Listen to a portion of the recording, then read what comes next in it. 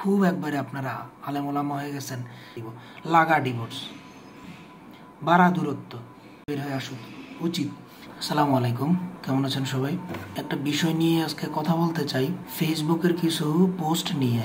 তথাকথিত কিছু relationship consultant আর কি, রিলেশনশিপ নিয়ে আসলে পোস্ট করে, সেই রিলেটেড আমি আসলে বলতে চাই। টপিকটা আমি প্রথমে বলে দিলাম, এটা যদিও খুবই সূক্ষ্ম বিষয়, একদম ফেসবুকের একটা সামান্য পোস্ট পর্যন্তই সীমাবদ্ধ, কিন্তু এর যে কি পরিমাণ ভয়াবহতা হইতে পারে বা আছে সমাজে প্রচলন, সেটা আসলে যেই ব্যক্তি এটার ভুক্তভোগী সেই ভালো জানে। কি কারণে আমি বললাম সেটা আমি একটু ভাঙা বলি। প্রথমে আমি আপনাদের পোস্টটা দেখাই। আচ্ছা, এই হলো পোস্টটা। আমি এটা কপি করে আমার ল্যাপটপের নোটপ্যাডে নিয়ে আসছি। ফেসবুক থেকে ডাইরেক্ট দেখানো সম্ভব না, একটা পেজ থেকে এই আর্টিকেলটা আর কি পাবলিশ করছে। তো এটার বিস্তারিত আমি বলি। এই টাইপের হাজারো পোস্ট আমার চোখে পড়ে, মাত্র আমি বাইরে থেকে আসছি, ফেসবুকে ঢুকছি তো, আর এই রিলেটেড একটা পোস্ট আমার চোখে পড়লো, এই টাইপের পোস্ট, সেটা আমি আপনাদের একটু পড়ে শোনাই। সম্পর্ক থেকে বের হয়ে আসা কখন জরুরি? আচ্ছা, জীবনের মানে সম্পর্কের মায়াজাল, পরিবার, বন্ধু, প্রেমিক প্রেমিকা কিংবা জীবনসঙ্গী, প্রতিটি সম্পর্ক আমাদের জীবনের অংশ হয়ে ওঠে, কিন্তু কখনো কখনো সম্পর্কগুলো আমাদের জন্য বোঝা হয়ে দাঁড়ায়। তবু মানুষ সম্পর্ক আঁকড়ে ধরে রাখে, মনে হয় হয়তো একদিন সব ঠিক হয়ে যাবে, কিন্তু সত্যি কি সব ঠিক হয়? আচ্ছা, আর বিস্তারিত আমি পড়লাম না, ওনার যে পয়েন্টগুলো আমি বলি। উনি আর কি বোঝাতে চাইছে যে কখন সম্পর্ক থেকে বের হয়ে আসা জরুরি। এই পয়েন্টগুলো যদি আমাদের জীবনে থাকে বা সম্পর্কের মাঝখানে থাকে, তাইলে আমাদের সম্পর্ক থেকে বের হয়ে আসা উচিত। 1 নম্বরে উনি মেনশন করছে, বিশ্বাস ভেঙে গেছে। সম্পর্কের মূলে থাকে বিশ্বাস, যদি সেটা নষ্ট হয়ে যায় তাহলে সম্পর্ক এগিয়ে নেওয়া আরও সম্ভব নয়। প্রতারণা কিংবা কথায় কথায় মিথ্যা বলার প্রমাণ পেলে দ্রুত সরে আসা উচিত। আচ্ছা, 2 নম্বরে, আপনার অস্তিত্ব যেন তুচ্ছ। যখন সঙ্গী আপনাকে টেকেন ফর গ্রান্টেড নিতে শুরু করবে, তখন বুঝতে হবে এই সম্পর্ক আপনার আত্মসম্মানকে ধ্বংস করছে। মনে রাখবেন, ভালোবাসার সম্পর্কেও আত্মসম্মান জরুরি। আচ্ছা, এই ওনার 5টা পয়েন্ট। এবার আমি বাকি কথাগুলো বলি আপনাদের। প্রথমত, উনি একটা সাধারণ একটা পেজ থেকে এই পোস্টটা লেখছে। এটার মোটিভ কি? এটার মোটিভ নিশ্চয়ই আপনার সম্পর্ক আমার সম্পর্ক ঠিক করার মোটিভ ওনার না, কারণ উনি যেহেতু ফেসবুকে একটা পোস্ট চালায় বা একটা পেজ চালায়, ওনার ফার্স্ট মোটিভ এটারে ভিউ করা, বা মানুষ পড়বে, মানুষ ভিউ করবে। এখন যেহেতু কন্টেন্ট মনিটাইজেশনের আন্ডারে বিভিন্ন পোস্ট থেকেও টাকা ইনকাম করা যায়, তো ওনার ফার্স্ট মোটিভ টাকা ইনকাম করা বা ওনার পেজটাকে গ্রো করা। আর দ্বিতীয়ত, উনি কোনো রিলেশনশিপ কনসালটেন্ট না। আর বলতে হতো বা ইংলিশ হতো ভালো পারি না, মুখে বাঁচতেছে, রিলেশনশিপ কনসালটেন্ট উনি এরকম কেউ না, বা প্রফেশনাল কেউ না। আচ্ছা, প্রথমত যে ঝামেলাটা হয়, ধরেন আমার ফ্যামিলির সাথে কোনো একটা ঝামেলা হয়েছে, আমার ওয়াইফের সাথে বা অন্য কারোর সাথে, তখন আমি আবেগী, আমার ভিতরে প্রচুর পরিমাণে আবেগ কাজ করতেছে, তখন এই পোস্টটা আমার মাথায় আসলো। তখন কিন্তু নর্মালি এই জিনিসটা আমি নিজের সাথে মিলিয়ে নেব, মাইখা নেব, কারণ আমার সাথে ঝগড়া হয়েছে, আমি একটু আবেগী কথা শুনলাম, খুব ভালো লাগছে, আমি শেয়ার করলাম, নিজের ব্রেনে সেভ করে নিলাম বিষয়গুলো। আচ্ছা, আসলে কি তাই? আপনার হাজব্যান্ডের সাথে বা আপনার ওয়াইফের সাথে যে কোনো বিষয় নিয়ে ঝগড়া হইতেই পারে, এটা হবে, এটা আল্লাহ প্রদত্ত, এটা সৃষ্টির শুরু থেকে হয়ে আইতেছে, হবে এটা। কিন্তু এই যে ওনারা যে তথাকথিত মানে ফেসবুকে যে পোস্টগুলা করে, ওনারা এই পোস্টগুলা দেখা যখন আপনার ওয়াইফ বা আপনার হাজব্যান্ড এই জিনিসগুলা গায়ে মাখলো, তখন কিন্তু জিনিসগুলো আরো বিগড়ে যায়। বিশ্বাস করেন, জিনিসগুলো ভালো হয় না। আচ্ছা, 2 নম্বরটাই বলি, আপনার অস্তিত্ব যখন তুচ্ছ, সম্পর্ক থেকে বের হয়ে আসতে হবে। আচ্ছা, এখানে লেখছে যখন আপনার সম্পর্কে আত্মসম্মান নেই। আচ্ছা, আপনি এই জিনিসটা কিভাবে নেন সেটা ম্যাটার করে। আপনার আত্মসম্মান নেই, আপনার হাজব্যান্ড আপনাকে কোনো কিছুর ব্যাপারে একটা নসিহা করলো, ভালো জিনিস, ওনার কাছে খারাপ মনে হয়েছে, যার কারণে উনি আপনারা এটা থেকে থামাইছে। ওই অবস্থায় যদি আপনি নিজের আত্মসম্মান মনে করেন যে আমার এটা করার রাইট আছে, আমি মেয়ে, আমারে ডমিনেট করতেছে, বা আমারে বাইরে কাজ করতে দেয় না, আমারে পর্দা করতে বলে, আমার বাইরে যেতে দেয় না, বা ফেসবুক চালাতে দেয় না, বা আরো হাজার ইস্যু থাকতে পারে, ওই জিনিসগুলোর যখন আপনি আত্মসম্মানে নেন, আরে আমার কোনো কথার দাম নাই, ওর সবকিছু আমি কেন মাইনে নিব, আমার ডমিনেট করে, ওর সবকিছু কেন আমার মাইনা নিতে হবে, এটারে আপনি আত্মসম্মান হিসাবে নিলেন, কিন্তু এটাকে আদৌ আত্মসম্মানের কিছু? কারণ ওই ব্যক্তিটা আপনার গার্ডিয়ান, ওই ব্যক্তিটার ভালো মন্দ বোঝার ক্ষমতা আল্লাহ আপনার থেকে বেশি দিছে। ওনার কথাগুলার ওনার বাধা নিষেধগুলো যখন আপনি আত্মসম্মান হিসাবে নেবেন, আমারে ডমিনেট করতেছে, আমার কথার কোনো দাম নাই, আমার মতের কোনো দাম নাই, এটা কিন্তু আপনার বোঝার ভুল হইল বেজাল। আপনি যখন ফেসবুকে এসে জিনিসগুলো দেখলেন, আপনার অস্তিত্বের কোনো দাম নাই, আপনার আত্মসম্মান দাম নেই, মিলল, শয়তান আপনারা সুন্দর করে পায়া বসলো, দেখ লাগা ডিভোর্স বা বাড়া দূরত্ব। শয়তান খুশি হয়ে হাজব্যান্ড ওয়াইফের মধ্যে দূরত্ব বাড়াইল। আচ্ছা, 3 নম্বরে উনি লেখছে মনোযোগ আর নেই। ভালোবাসা মানে পারস্পরিক যত্ন। যদি দেখেন সঙ্গী আপনার প্রতি আগ্রহ হারিয়ে ফেলছে কিংবা অবহেলা করছে, তবে সম্পর্ক থেকে বের হয়ে আসা উচিত। এটা উনি লিখছে।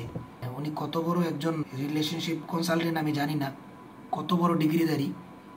আচ্ছা, একটা হাজব্যান্ডের বা একটা ওয়াইফের বিভিন্ন ইস্যুতে মনোযোগ আপনার প্রতি নাই থাকতে পারে। ধরেন বিয়ের 5 বছর পার হয়ে গেছে, আপনাদের ছেলে মেয়ে আছে, লোকটার হয়তো বা ইনকামের সোর্স ভালো না, বা আপনি ওয়াইফের দিক থেকেই বোঝাই, পারস্পরিক বা ফ্যামিলিগত ইন্টারনাল অনেক বিষয়ের কারণে মনোযোগ নাই থাকতে পারে। প্রথম দিকের যে টান্ডা, যে মহাব্বতটা, এটা নাই থাকতে পারে, স্বাভাবিক, এটা কমে আসতে পারে। তখন আপনার মাথায় এটা ঘুরতেছে, আরে আমাকে তো আগের মতো মনোযোগ দেখে না, বাইরে থেকে আসলেও ওর মতো থাকে। হ্যাঁ, হইতে পারে লোকটা ওনার ইনকামের নিয়ে টেনশন করতেছে যে আমি সংসারটা কীভাবে চালাবো, বা আমার ভাই বোনের সাথে সম্পর্ক ভালো না, বা আমার অন্য রিলেটিভদের সাথে সম্পর্ক ভালো না, হাজার ইস্যু থাকে, ওগুলা নিয়ে হয়তো উনি চিন্তা করতেছে, যার কারণে সাময়িক মনোযোগ নাই থাকতে পারে, একটু অবহেলা মনে হইতেই পারে। কিন্তু এটা বৈশা যখন আপনি ওনারে বসে জিজ্ঞেস করবেন যে সারাদিনের কী সমস্যাগুলো আমার সাথে শেয়ার করো, যখন আপনি ওনার হেল্প করবেন, শুনতে চাইবেন, তখন যায় সমাধান আসবো। কিন্তু আপনি যদি ফেসবুকে ঢুকার পরে এই তথাকথিত পোস্টগুলো আপনি দেখলেন, হাই রে মনোযোগ আর নেই, তাইলে আমার প্রতি ওর ইন্টারেস্ট কমে গেছে, আমার তো আর আগের মতো সময় দেয় না, আগের মতো বাসায় এসে কথা বলে না, ওর মতো থাকে, আমার আর এরকম করে না।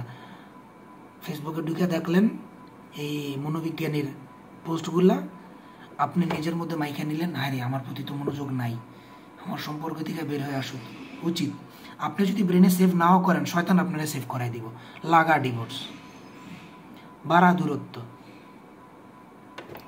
আচ্ছা, শ্রদ্ধার অভাব, সেম জিনিসটা এখানে কাজ করে। মনোযোগ নাই, শ্রদ্ধা নাই, ঠিক আছে, কোনো কথা কইলে আমার ব্রেন বা আমার মেজাজ খারাপ থাকতেই পারে, বাইরে থেকে আমি কাজ করে আসছি, অনেক জিনিস আমার সাথে ঘটছে যেগুলা তুমি জানো না বা মেয়ে মানুষ জানে না, এর জন্য আপনার মনে হইতে পারে শ্রদ্ধার অভাব। ঠিক আছে, আমার ব্রেনে শয়তান একটু ঢুকাই দিছে, আগের মতো আমার সম্মান করে না, শ্রদ্ধা করে না।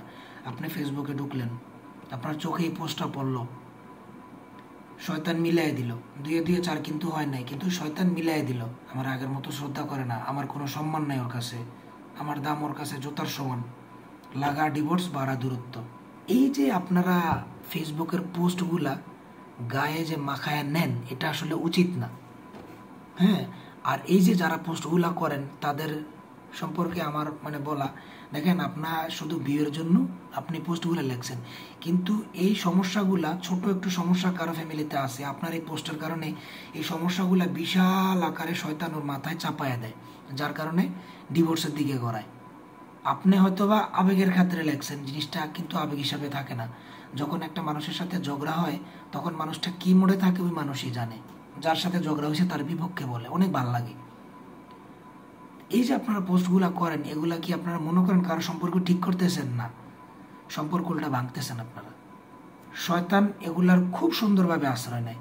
আপনারা এগুলা না দেখে, হ্যাঁ ইসলামী অনেক বই আছে, দেখেন আমি ছোট্ট একটা বই, এটা তো উল্টা দেখা যায় না, পারিবারিক সমস্যার কোরআনী সমাধান। এই আমি বলবো না এই বইটাই পড়তে হবে, এই রিলেটেড হাজারো ইসলামিক বই আছে। আপনারা এগুলা বইরা বা একজন আলেমের কাছে যায় আপনারা সমস্যার সমাধান করতে পারেন, আলোচনা করতে পারেন হাজব্যান্ড ওয়াইফ। কিন্তু এই যে আপনারা ফেসবুকের পোস্টগুলা দেখা নিজেদের গায়ে মাইখা আপনারা যে সম্পর্কের মধ্যে দূরত্ব বাড়ান, ডিভোর্সের দিকে গড়ায়, আর আপনারাই যে আপনাদের আবেগের শেষ নাই, ফেসবুকেতে এখন সাহিত্যিক কবির শেষ নাই। আপনারা যেগুলো পোস্টগুলো পড়েন, লাখো লাখো মানুষ দেখে, এর মধ্যে কিছু মানুষের সমস্যার সাথে মিলা যায়, কিন্তু আপনারা যে সমাধান দিচ্ছেন এটা কিন্তু অরিজিনালি সমাধান না, ইসলামিক সমাধান। আপনি ওনারে বোঝান, দুইজনে আলোচনা করেন, কি সমস্যা বের করেন, সমস্যার সমাধান করার চেষ্টা করেন, না হইলে পরিবারে জানান। তার আগে আপনি ওরা ইসলামিক নসিহা করতে পারেন, দুজনেরই, হাজব্যান্ড হোক ওয়াইফ হোক। ইসলামিক বই আছে, কোরআন আছে, কোনো আলেমের ওয়াজ শোনাইতে পারেন। ফাট করে আপনি সমাধান দিয়ে দিলেন, সম্পর্ক থেকে বের হয়ে আসুন উচিত। আপনার শ্রদ্ধা নাই, ভক্তি নাই, সম্মান নাই, খুব একবারে আপনারা আলেম ওলামা হয়ে গেছেন, একবারে খুব আপনারা সাহিত্যিক কবি হয়ে গেছেন, খুব সুন্দরভাবে সাজেশন দিতেছেন মানুষের সম্পর্কের হোগা মারতেছেন শুধু, আর কিচ্ছু না, আর কিচ্ছু না। এভাবে ডিভোর্স বাড়তেছে। সিগারেটের প্যাকেটে যেরকম সতর্কবাণী লেখা থাকে, আপনারাও নিচে সতর্কবাণী লেখা দেন, নয়তো মানুষ এগুলারে মারাত্মকভাবে গায়ে মাখে, মারাত্মকভাবে এগুলারে গায়ে মাইখা শয়তান হাজব্যান্ড ওয়াইফ আলাদা করে দেয়। আপনার এসব বইগুলোর যে আর্টিকেল আছে ওগুলো আপনারা ছোট ছোট আকারে লেখেন, ওগুলা পড়লে মানুষের সমাধান আসতে পারে। এগুলাতে জীবনও সমাধান আসবে না ইসলামিক কোনো সমাধান ছাড়া। বিশ্বাস করেন, ইসলামিক কোনো সমাধান ছাড়া এসব ফেসবুকের পোস্টে জীবনও কোনো সমাধান আসবে না। আল্লাহর হস্তে এগুলা যারা গায়ে মাখেন, গায়ে মাখা বন্ধ করেন। আর যারা এগুলা পোস্ট করেন, আপনারা এত বড় কনসালটেন্ট হয়ে যান নাই যে আপনারা এরকম অ্যাডভাইস দিবেন মানুষের। আপনার অ্যাডভাইস মানুষের ক্ষতি করতেছে, ভালো করতেছে না। এটাই বলার ছিল আসলে আমার।